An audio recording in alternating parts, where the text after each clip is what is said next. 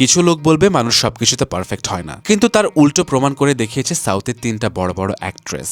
বলছিলাম সাই পল্লবী, শ্রীলীলা অ্যান্ড অদিতি শঙ্করের কথা, যারা ফিল্ম ইন্ডাস্ট্রিতে ভালো সুনাম কামানোর পাশাপাশি নিজেদের ব্যক্তি জীবনেও পড়াশোনা করে MBBS ডিগ্রি অর্জন করে। যেখানে সাই পল্লবী 2016-তে তার MBBS ডিগ্রি নিয়ে নেয়, অর্থাৎ সে MBBS চলাকালীন সময় ফিল্ম ইন্ডাস্ট্রিতে ভালো ভালো মুভি দিয়ে সবার মাঝে এন্টারটেইন করে গেছে। ইনফ্যাক্ট শ্রীলীলা ও অদিতি শঙ্কর এই দুই অ্যাক্ট্রেসও সেম প্যাটার্ন ফলো করে তাদের ক্যারিয়ারের পিক মোমেন্ট ধরে রাখে। এখন প্রশ্ন হলো, তাদের ফিল্ম ইন্ডাস্ট্রিতে এত ফেম কামানোর পরও কেন তাদের পড়াশোনা চালাতেই হবে? কেন তারা পড়াশোনা ছাড়েনি? এখন বলতে গেলে তো অনেক কিছু বলা যায়, তবে এটা সত্যি কথা, ফিল্ম ইন্ডাস্ট্রির জায়গাটা কিছুটা আনপ্রেডিক্টেবল, কিন্তু MBBS ডিগ্রি একটা পার্মানেন্ট কোয়ালিফিকেশন যা লাইফে সারা জীবনের জন্য একটা বড় পিক মোমেন্ট ধরে রাখে। ফিল্ম আজকে সুপারহিট হলেও কালকে ফ্লপ হওয়ার সম্ভাবনা রয়েছে, এমনকি ক্যারিয়ারের টার্নিং পয়েন্টও আসতে পারে, কিন্তু এই MBBS ডিগ্রি সারা জীবনের জন্য ক্যারিয়ারকে ফ্লপ হতে দেবে না। আর এই পিক মোমেন্টকেই কাজে লাগিয়েছে এই তিন নায়িকা। আর তাদের এই কাজের জন্য আসলেই বলতে হয়, ভাই, তাদের মধ্যে বিউটি উইথ ব্রেন